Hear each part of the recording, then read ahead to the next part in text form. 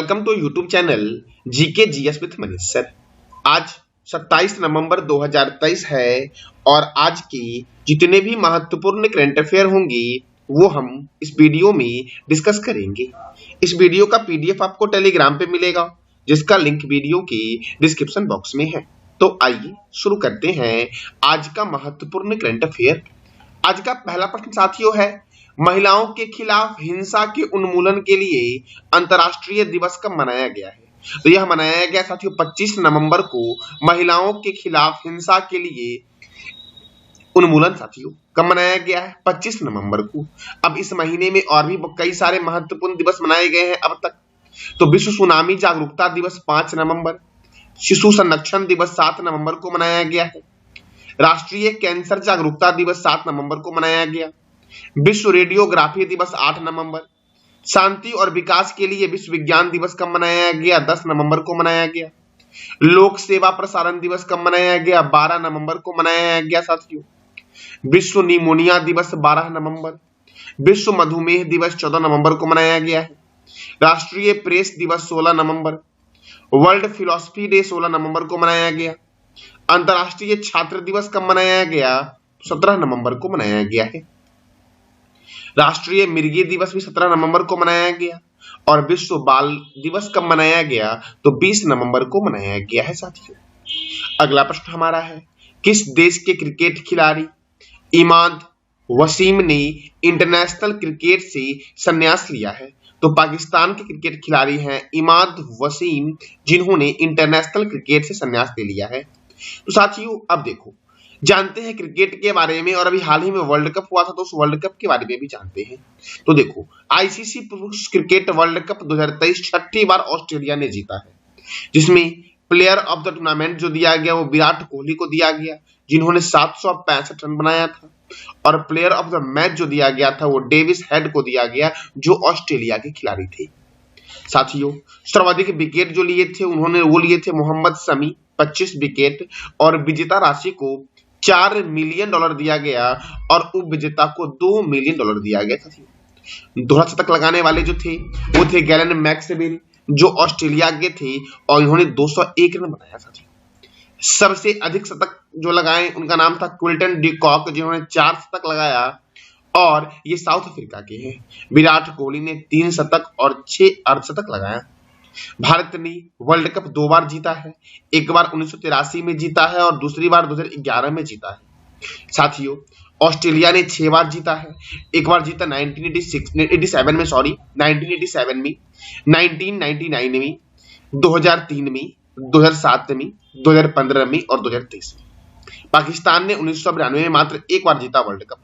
साथियों इसका आयोजन जो हुआ था ये 5 अक्टूबर से 19 नवंबर 2023 तक हुआ था, और साथियों कहाँ हुआ? तो अपने प्यारे देश भारत में हुआ था, और फाइनल मैच जो हुआ था वो कहाँ हुआ था? तो गुजरात के अहमदाबाद में स्थित नरेंद्र मोदी स्टेडियम वहीं पर हुआ था। और ये जो वर्ल्ड कप था ये 13वां संस्करण था।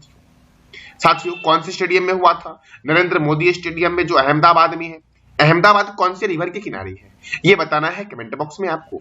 इसमें कुल मैच 48 हुए, कुल टीमें 10 थी और थीम सॉन्ग था दिल जश्न बोले। साथियों अब साथियों देखो, क्रिकेट की सर्वोच्च संस्था जो है वो आईसीसी है, इसका फुल फॉर्म होता है इंटरनेशनल क्रिकेट काउंसिल।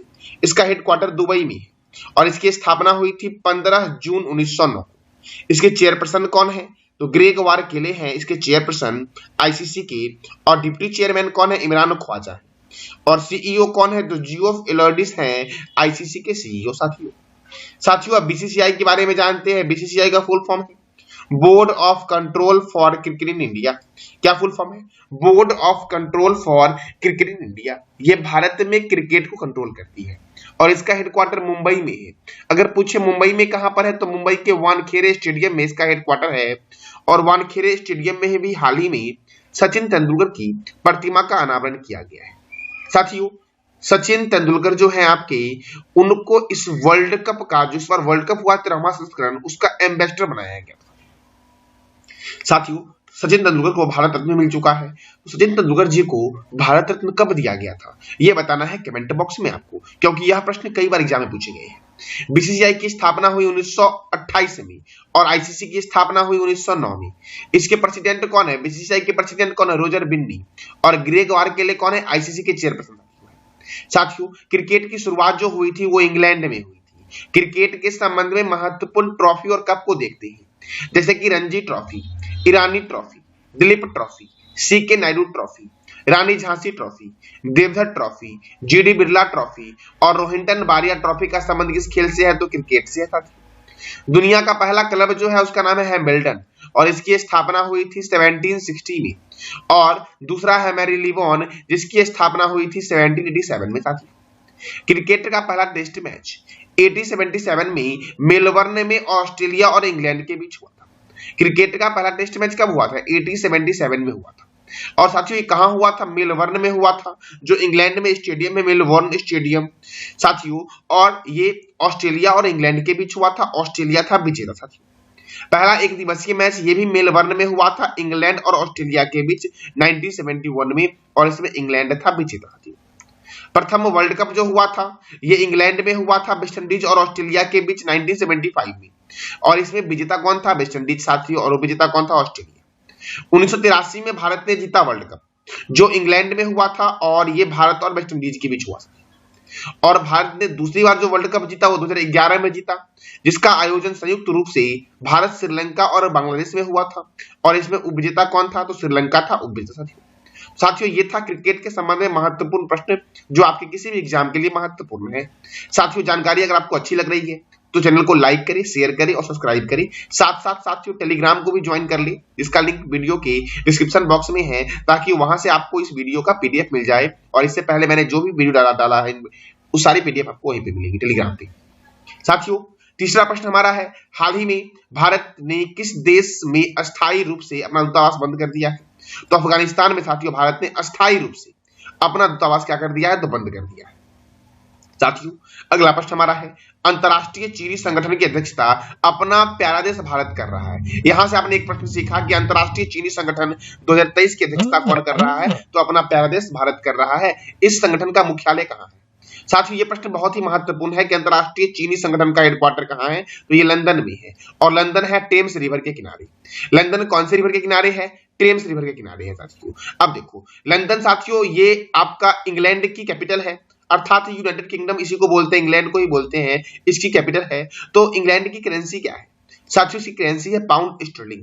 इसके प्रधानमंत्री कौन है? ऋषि सुनक है इंग्लैंड के प्रधानमंत्री साथियों। एमनेस्टी इंटरनेशनल का हेडक्वार्टर कहां है? लंदन में है।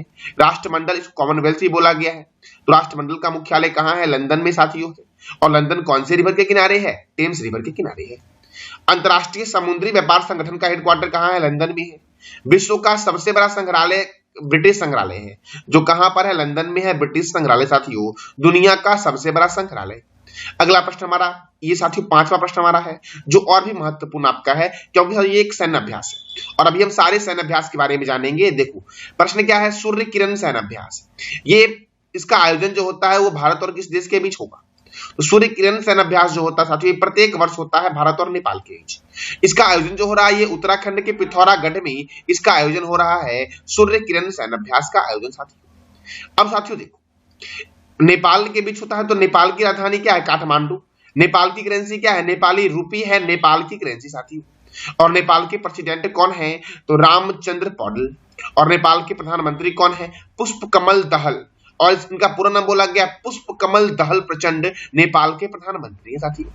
अब मैंने बोला था कि और भी कई बहुत सारे महत्वपूर्ण एक्सरसाइज होते हैं, तो उसको भी देखते हैं साथियों। ये जितने भी अभ्यास है ये प्रत्येक वर्ष होते हैं। तो पहला हमारा है बोल्ड कुरुक्षेत्र अभ्यास, ये भारत और सिंगापुर के बीच होता है। सैन्यू मैत्री भारत और जापान के बीच होता है, और धर्म गार्जियन भी भारत और जापान के बीच होता है।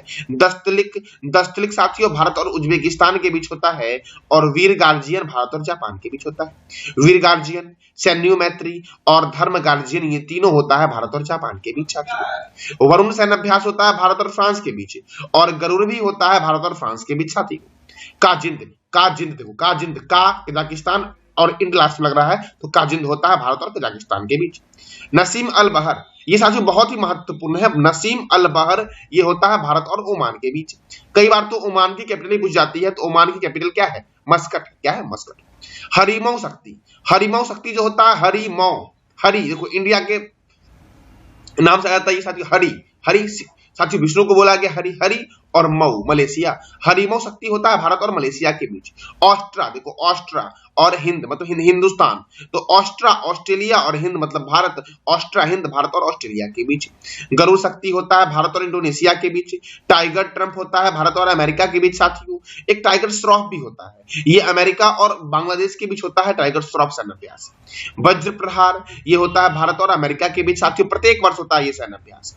उदार शक्ति भारत और मलेशिया के बीच होता है उदार शक्ति। और अलनगाह होता है भारत और ओमान के बीच साथियों, अलनगाह सैन्याभ्यास। ओमान की कैपिटल क्या है? मस्कट साथियों। अगला प्रश्न साथियों हमारा है, तो साथियों यहां से एक प्रश्न पूछता ये है कि ये जो नम्मा कंबाला प्रतियोगिता है इसका संबंध किससे है? तो भैंस दौड़ साथियों, ये एक तरह का भैंस दौड़ है।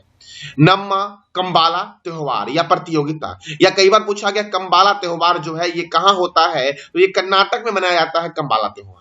तो नम्मा कंबाला प्रतियोगिता का आयोजन कहां होगा? तो कर्नाटक की राजधानी बेंगलुरु में होगा नम्मा कंबाला त्योहार या प्रतियोगिता का आयोजन, जिसका संबंध किस पशु से है? तो भैंस से, क्योंकि यह क्या है? भैंस दौड़ है। अब कर्नाटक में यह होता है, तो कर्नाटक की राजधानी है बेंगलोर। कर्नाटक के गवर्नर है थावर चंद्र गहलोत। कर्नाटक के मुख्यमंत्री हैं सिद्धारमैया। कर्नाटक में राज्यसभा 12 है और लोकसभा कितना है? 28 है। बांदीपुर नेशनल पार्क और नागरहोल नेशनल पार्क कहां है? कर्नाटक में। ये दोनों बहुत ही महत्वपूर्ण है, बांदीपुर और नागरहोल दोनों नेशनल पार्क है जो कहां पर है? कर्नाटक में। मेकेदातु बांध या मेकेदातु डैम ये कावेरी रिवर पर है। मेकेदातु कावेरी नदी पर, मेके के कावेरी, और कहां पर है? के कर्नाटक में है। सोमेश्वर अभ्यारण्य साथियों कर्नाटक में है। तुंगभद्रा अभ्यारण्य साथियों कहां है? कर्नाटक में। कुद्रेमुख, ये पूछा गया एग्जाम में, एसएससी वाले एग्जाम में कई बार। कुद्रेमुख वन्यजीव अभ्यारण्य कहां पर है? कर्नाटक में है। बनरघट्टा जैविक उद्यान ये साथियों बेंगलुरु में है, कर्नाटक की कैपिटल बेंगलुरु में है। और यहां से सबसे महत्वपूर्ण प्रश्न ये बनता है कि भारत का प्रथम तितली उद्यान जो है वो कौन सा है? बनरघट्टा जैविक उद्यान या बनरघट्टा तितली उद्यान साथियों, ये कहां पर है? तो कर्नाटक में। तितली अर्थात बटरफ्लाई, यहां से एक प्रश्न बनता है, बटरफ्लाई शब्द का संबंध किस खेल से है? तैराकी से है बटरफ्लाई शब्द का संबंध साथियों। पोचमपाद परियोजना गोदावरी नदी पर है। मालप्रभा परियोजना मालप्रभा नदी पर है। ऊपरी कृष्णा परियोजना कृष्णा नदी पर है। घाट प्रभा परियोजना घाट प्रभा नदी पर है साथियों। मेकेदातु बांध कावेरी नदी पर है। मलय का देश बोला गया है कर्नाटक को साथियों, किसे बोला गया है? कर्नाटक। भारत का उद्यान, अंतरिक्ष का शहर, silicon valley, IT capital of India के नाम से जानते हैं बेंगलुरु को। कैंपेगौड़ा अंतरराष्ट्रीय हवाई अड्डा बेंगलुरु में है। केंद्रीय उपोष्ण बागवानी संस्थान बेंगलुरु में है। रमन अनुसंधान संस्थान बेंगलुरु में है। भारतीय खगोल संस्थान का हेडक्वार्टर कहां है? तो बेंगलुरु में साथियों देखो, केंद्रीय रेशम अनुसंधान केंद्र मैसूर में है। राष्ट्रीय कॉफी अनुसंधान केंद्र चिकमंगलुरु में है। एम चिन्ना स्वामी स्टेडियम कहां है? तो बेंगलुरु में है एम चिन्ना स्वामी स्टेडियम साथियों हमारा अगला प्रश्न आपका है, बीबीसी 100 वीमेन इंडेक्स 2023 में कितनी भारतीय महिला को शामिल किया गया है? बीबीसी 100 वीमेन इंडेक्स 2023 में कितनी भारतीय महिला को शामिल किया गया? तो याद रखना 4 भारतीय महिला हैं। अब वह 4 भारतीय महिला कौन कौन से हैं? तो एक है अभिनेत्री है दिया मिर्जा, दूसरा क्रिकेटर है हरमनप्रीत कौर साथियों, तीसरी है फोटोग्राफर है आरती कुमार राव, और तीसरी साथियों एक नन है जो तिब्बती बौद्ध नन है, उसका नाम है जेत्सुनमा तेंजिन पालोम। क्या नाम है? जेत्सुनमा तेंजिन पामोल। इसी 4 महिला को साथियों शामिल किया गया है बीबीसी वीमेन इंडेक्स 2023 में साथियों प्यारे भाइयों हमारा अगला प्रश्न है, किस देश से भारत आ रहे समुद्री जहाज को हूती विद्रोहियों ने लाल सागर में हाईजैक कर लिया है? कहां हाईजैक किया? लाल सागर में। कहां से कहां आ रहा था साथियों? तो ये मैं पूछा हूं, ये कहां से कहां आ रहा था? तो तुर्की एक देश है जिसका नाम पहले तुर्की था, तो तुर्की से भारत आ रहे जहाज को हूती विद्रोहियों ने क्या कर लिया है? लाल सागर में हाईजैक कर लिया। तो आपसे यही पूछ देगा कि कहां हाईजैक किया? लाल सागर में। कहां से आ रहा था? तुर्की। कहां आ रहा था? भारत आ रहा था। अब तुर्की आ रहा था, तुर्की से एक प्रश्न बनता है कि तुर्की की कैपिटल क्या है? अंकारा है। और तुर्की की करेंसी क्या है? तुर्किश लीरा तुर्की की करेंसी साथियों। साथियों अब बता दो ये आप कि तुर्की के प्रधानमंत्री कौन है। तुर्की नाम है इसका वर्तमान में। तुर्की के प्रधानमंत्री कौन है, इसका जवाब देना है कमेंट बॉक्स में आपको साथियों। तो ये था आज का हमारा महत्वपूर्ण करंट अफेयर। पिछले वीडियो में साथियों मैंने आपसे 3 महत्वपूर्ण प्रश्न किया था और मैंने बोला था कि इसका जवाब वो कमेंट बॉक्स में देना है। सप्तकोशिया बाघ रिजर्व किस राज्य में स्थित है, तो उसका राइट आंसर क्या है, ओडिशा। नाथुला दर्रा किस राज्य में है, तो उसका राइट आंसर क्या है, सिक्किम। नेपाल के प्रधानमंत्री कौन है, पुष्प कमल दहल प्रचंड। ये साथियों तीसरे प्रश्न का राइट आंसर है। साथियों आज का आपका 3 प्रश्न है जिसका जवाब देना है कमेंट बॉक्स में साथियों। चिन्ना स्वामी स्टेडियम किस शहर में स्थित है, भारत का प्रथम तितली उद्यान का नाम क्या है, और हमारा तीसरा प्रश्न और आखिरी प्रश्न है जिसका जवाब देना है कमेंट बॉक्स में आपको कि गरुड़ शक्ति सेना अभ्यास का आयोजन भारत और किस देश के बीच होता है। तो इस तीनों प्रश्न का जवाब देना है कमेंट बॉक्स में आपको साथियों। जानकारी अच्छी लगी तो चैनल को लाइक करें, शेयर करें और सब्सक्राइब करें। साथ साथ बेल आइकन को भी दबा दें ताकि आपको डेली अपडेट मिल सके। धन्यवाद।